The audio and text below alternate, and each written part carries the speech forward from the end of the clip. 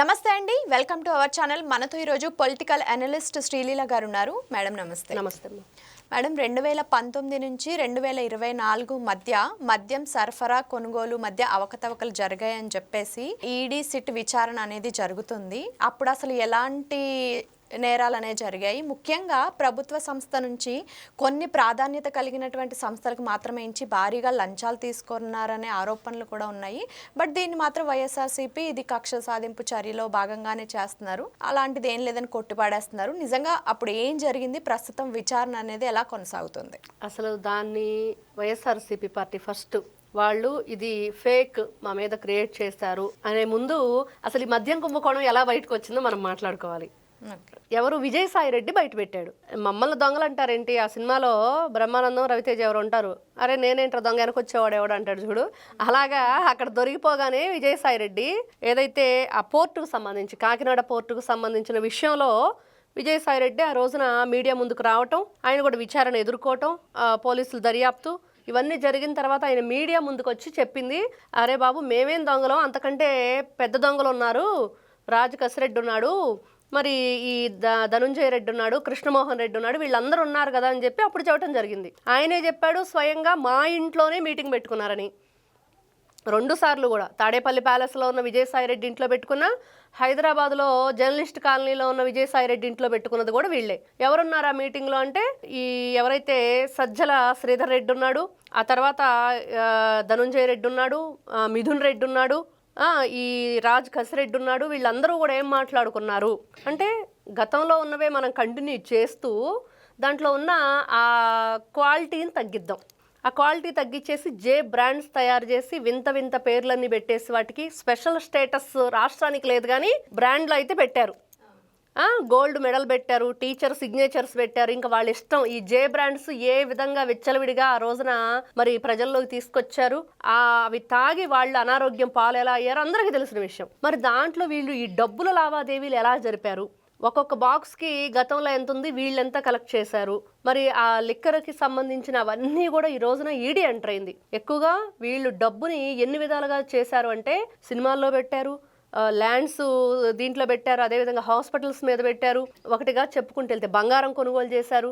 ఇంకా మంచిగా వాళ్ళు యూత్ ఎవరైతే పిల్లలు చక్కగా ఇంజనీరింగ్ చదువుకొని మంచి స్థాయిలో ఉండి చక్కగా ఏ ఉద్యోగమో చేసుకునే వాళ్ళని వీళ్ళ డబ్బులు డెన్నెలకు వాళ్ళని కాపలా పెట్టారు. పాపం వాళ్ళ జీవితాలను కూడా నాశనం చేశారు.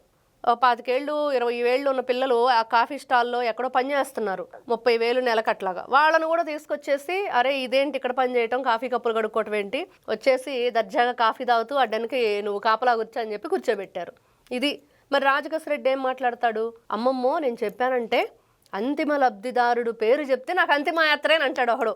ఇంకొకరు అంటారు భలే వాళ్లే మీరు అన్నీ మీరే చెప్తున్నారు కదా, మరి చెప్పినప్పుడు మమ్మల్ని ఎందుకు విచారణ చేస్తున్నారు అని చెప్పి ఇంకొకరు అంటారు. అతి తెలివితేటలు చాలా బాగా ప్రదర్శిస్తున్నారు. మరి 32,000 మంది ఆడబడుచుల తాళిబొట్లు తెగటానికి మీరు అందరూ కారణమయ్యారు రాష్ట్రంలో. ఈ రోజున లివర్ చెడిపోయి, కిడ్నీ చెడిపోయి, మరి బ్రెయిన్ స్ట్రోక్స్ వచ్చి ఈ కల్తీ మద్యం తాగటం వల్ల, రంగు స్పిరిట్ ఏమి లేదు దాంట్లో, అది తాగటం వల్ల ఎంతమంది అనారోగ్యం పాలయ్యి ఈ రోజున మంచాన పడి ఆ జీవితాలు నాశనం అయిపోతున్నాయి. మరి ఇవన్నీ ఎవరికి చెప్పాలి?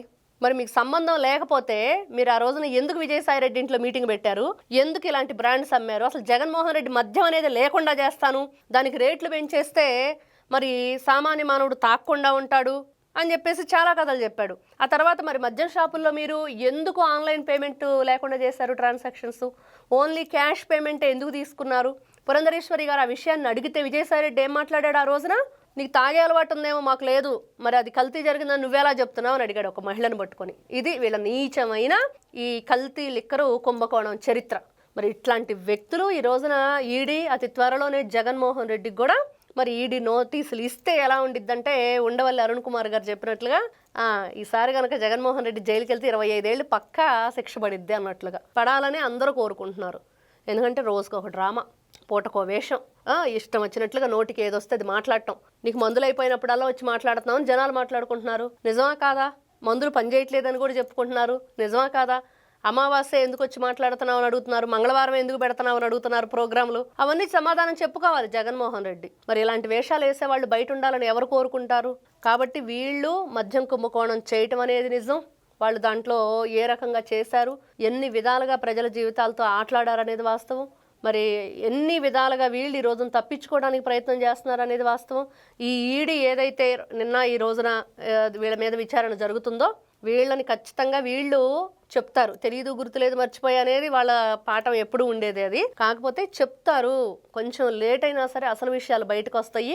అంతిమ దోపిడీదారుడు ఎవరైతే ఉన్నారో వాళ్ళకి శిక్ష పడటం ఖాయం అనేది ఈ రోజున ప్రతి ఒక్క, ఎందుకంటే దీంట్లో ఉన్న ధనంజయ రెడ్డి కూడా అంటున్నాడు, నేను అప్రూవర్గా మారిపోతాను విజయసాయి రెడ్డి లాగా, విజిల్ బ్లోయర్ విజయసాయి రెడ్డి కదా అని అంటున్నాడు. కానీ దాంట్లో కూడా కొన్ని లీగాలిటీస్ వల్ల ఏదైతే వీళ్ళు అప్రూవర్గా మారిపోతామని చెప్తూ బయటకు వెళితే మళ్ళీ ప్రమాదం.